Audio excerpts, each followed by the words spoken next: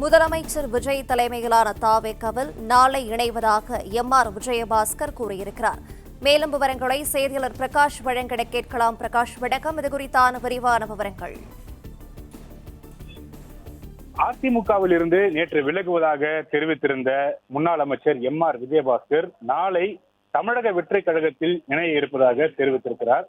இது குறித்து அவர் ஒரு செய்திக்குறிப்பை வெளியிட்டிருக்கிறார். அதுல கடந்த 43 ஆண்டு காலமாக அரசியல் களத்தில் நான் ஆற்றி வருகின்ற மக்கள் பணிகளும் பொதுநல தொண்டுகளும் நீங்கள் அறிந்ததே.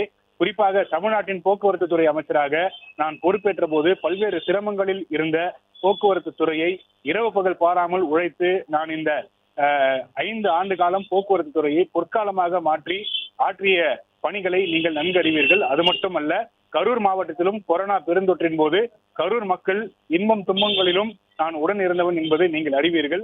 நம் மண்ணுக்காகவும் மக்களுக்காகவும் என் பொதுவாழ்வு பயணத்தை மேலும் அர்த்தமுள்ளதாக்கும் மாற்றத்தின் புதிய தொடக்கமாக மக்களின் ஏகோபித்த ஆதரவை பெற்று நல்லாட்சி புரிந்து வரக்கூடிய முதலமைச்சர் திரு ஜோசப் விஜய் அவர்களின் தலைமையிலான தமிழக வெற்றிக் கழகத்தில் என்னை இணைத்துக் கொண்டு என் அரசியல் பயணத்தை புதிய உத்வேகத்துடன் தொடர இருப்பதாக அந்த செய்தியில எம்.ஆர். விஜயபாஸ்கர் தெரிவித்திருக்கிறார். நேற்று முன்தினம் தனது எம்எல்ஏ பதவியை ராஜினாமா செய்தார். நேற்றைய தினம் அதிமுகவில் இருந்து விலகுவதாக அறிவித்திருந்தார். இந்த சூழ்நிலையில நாளைய தினம் தமிழக வெற்றிக் கழகத்தில் இணைய இருப்பதாக அதிகாரப்பூர்வமாக அவரே ஒரு செய்தியை வெளியிட்டிருக்கிறார்.